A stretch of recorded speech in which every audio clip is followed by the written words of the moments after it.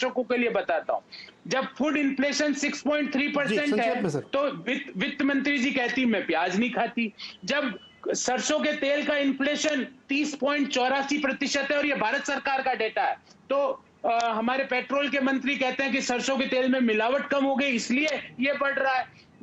छत्तीसगढ़ के भूतपूर्व मंत्री जी बोलते हैं कि तेल जिसको भरवाना हो भरवाओ, अगर ज्यादा महंगा लगता है तो रोटी खाना भी बंद कर दो। ये तो तर्क है इनके। मैं इनसे पूछता हूं कि क्यों कच्चे तेल की कीमतें जब कम होती है तो उसका फायदा हमें नहीं मिलता? क्यों भारत सरकार ने 820% की वृद्धि करी एक्साइज ड्यूटी में? इसका जवाब दीजिए। हाँ, तनेजा जी से जवाब ले लूं। जो आपने डेटा रखा है 2014 में 4 रुपए 52 पैसे डीजल पे एक्साइज थी, जो बढ़ के करीब 32 रुपए हुई। तनेजा जी, धर्मेंद्र प्रधान जी जो हमारे पेट्रोलियम मंत्री हैं, वो ये कह रहे हैं कि जब वहां प्रोडक्शन बढ़ेगा, दाम घटेंगे क्रूड के, तो यहां इसका इंपैक्ट दिखेगा, जो नहीं दिखता। ये बड़ी अच्छी बात उन्होंने कही कि चुनाव खत्म होते ही 3 मई से दाम बढ़ना चालू। जो कंपनियों को आपने आज़ादी दे रखी है कि अपने आप तय करेंगी, सरकार नहीं तय करेगी, लेकिन वो आपकी बात मानती। बहुत ईमानदारी से उन्होंने 3 मई से बढ़ाना शुरू किया, उससे पहले नहीं बढ़ाया। प्रधान जी कह रहे हैं कि मजबूरी है। नहीं, देखिए, नहीं, मेरे कांग्रेस के मित्र ने यह कहा कि राज्य सरकारें 10%।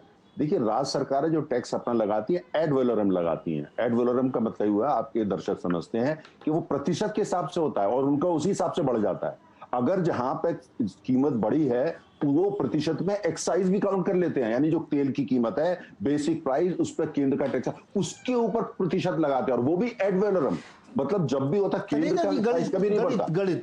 सुन लीजिए, मैं गणित ही बता, ये गणित बहुत अहम है, क्योंकि मैं बता रहा हूं कि कांग्रेस के नहीं, ये गणित नहीं, कम क्यों नहीं कर रहे, मैं ये जानना। गौरव वल्लभ गणित नहीं समझना चाहते हैं, मैं भी नहीं समझना चाह रहा, मैं दर्शक भी नहीं जानना चाहता। सुन लीजिए, ये आवश्यक 8-9 गुना जो एक्साइज ड्यूटी बढ़ाई है आपने, वो कम क्यों नहीं करते आप?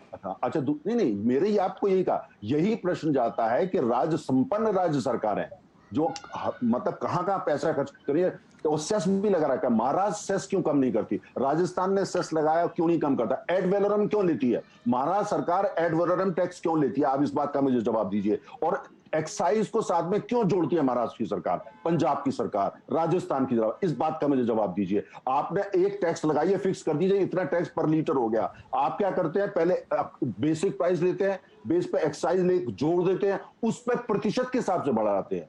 यानी जब कीमत बढ़ी, आपकी आय बढ़ गई। महाराष्ट्र ऐसा कर, इससे बड़ी चोरी कोई राज्य कर नहीं सकता। महाराष्ट्र ये जो भाषण देने आ रहे हैं, ये गुमराह कर रहे हैं आपके दर्शकों को भी। ये अर्थशास्त्र, या तो इनको अर्थशास्त्र समझ में नहीं आता, राहुल जी को नहीं आता, मैं मान लेता हूं, पर गोविंद इनको आता है, प्रवक्ता जी को इनको आता है। एड वैलोरम आप क्यों लगाते हैं टैक्स, क्या, और एक्साइज क्यों उसमें शामिल कर लेते हैं? ये गणित है जो जनता को समझना चाहिए। 1 मिनट जवाब लेते, गौरव वल्लभ जवाब। सर बहुत लंबी चर्चा हो जाएगी, दूसरे मेहमान की बात जाना। गौरव क्यों जोड़ते हैं? बहुत गौरव जवाब में। नीरज जी, सवाल मैंने ये पूछा कि आपने एक्साइज ड्यूटी डीजल पर 820% 2014 की तुलना में क्यों बढ़ाई? मैंने तो किसी का नाम ही नहीं लिया, राहुल जी को समझ में नहीं आता। मैंने तो ये पूछा 258% एक्साइज ऊपर एड वैलोरम का जवाब दीजिए। बीच में नहीं एक्साइज पे एड वैलोरम लगा के क्यों लेते, जवाब दीजिए। अच्छी बात, आप बोलिए। तनेजा जी, आप भद्र पुरुष है, ऐसे ना करिए, बोलने दीजिए ना। बिल्कुल बोलिए, आप बिल्कुल बोलिए। तो मैंने सवाल ये पूछा कि डीजल पर आपने 820% एक्साइज ड्यूटी क्यों बढ़ाई? बोले राहुल जी से पूछो। जब मैंने पूछा पेट्रोल में आपने 258% क्यों बढ़ाई, तो बोले राहुल जी को अर्थशास्त्र की समझ नहीं है। अरे सत्ता में आप हो प्रभु, 7 साल से देश का शासन आप चला रहे हो, 820% आपने बढ़ाई है, और उसमें भी 820% में मैं आपके दर्शकों को बताना चाहता हूं 31 रुपए 80 पैसे प्रति लीटर केंद्र सरकार एक्साइज ड्यूटी लेती है, जिसमें से 22 रुपए सेस के रूप में, ताकि राज्यों को हिस्सा ना मिले। मैं तो आपको एड वैलोरम की आप बात करते हो, मैं आपको कहता हूं आप एक्साइज ड्यूटी घटा दो 1 रुपए, तो वो नेचुरली जो बॉम्बे का। गौरव जी रुकिए एक मिनट, गौरव जी रुकिए, गौरव जी रुकिए। नहीं सर, तनिजा आप भी रुक जाइए। इसी बजट में अभी जो 2 महीने पहले ही बजट एक रखा गया था, उसमें ये प्रॉपर व्यवस्था कर दी गई थी कि जो टैक्स वसूली की जाएगी उसका बंटवारा ना हो, इसलिए उसको सेस में कन्वर्ट कर दिया है। गौरव सही कह रहे हैं, तनिजा जी इस बात को स्वीकार करिए ना कि उसको ऐसा सिस्टम में डाला कि बांटना ना पड़े। एक दूसरा, एक और खेल दर्शकों को समझाना चाहता हूं। देखिए, एक दूसरे के ऊपर जिम्मेदारी डाल रहे हैं कि ये नहीं कम कर रहे, वो नहीं कम कर रहे हैं, लेकिन बेसिक क्वेश्चन ये है कि जो आप पेट्रोल की कीमत दे रहे हैं या जो आप डीजल की कीमत दे रहे हैं, उसमें से तकरीबन 60% टैक्स वसूला जा रहा है आपसे। पंप प्राइस की मैं बात कर रहा हूं। आंकड़े की खेल समझिए आप। देखिए, WPI इतना बढ़ गया था कि 10.5%, लेकिन CPI कंज्यूमर प्राइस जिसको ट्रैक करता है RBI, वो 4, 4.5, 5, 6% से ऊपर ही नहीं जा रहा था। ये खेल तारलोचन जी समझाएंगे। तारलोचन जी, मई और अप्रैल के दौरान ट्रकर्स ने अपने फ्रेट घटा दिए थे। क्यों घटा दिए थे भाई? ऐसा है नीरज जी, मैं सुन रहा था दुबे जी को भी और वल्लभ जी को भी कि देखिए ट्रांसपोर्ट सेक्टर इस समय बहुत गंभीर स्थिति में है। लगातार डीजल के रेट बढ़ रहे हैं और लगातार हम सरकार से संपर्क में हैं। आज कोविड है, ये 1 साल, पिछले 1 साल से, लेकिन 1 साल के अंदर आप देखिए कि 30% डीजल के रेट बढ़े हैं। हमारा जो ट्रक बिजनेस है या ट्रांसपोर्ट का बिजनेस है, इसमें जो हमारा एक्सपेंसेस हैं उसमें 60% सिर्फ डीजल का एक्सपेंसेस है।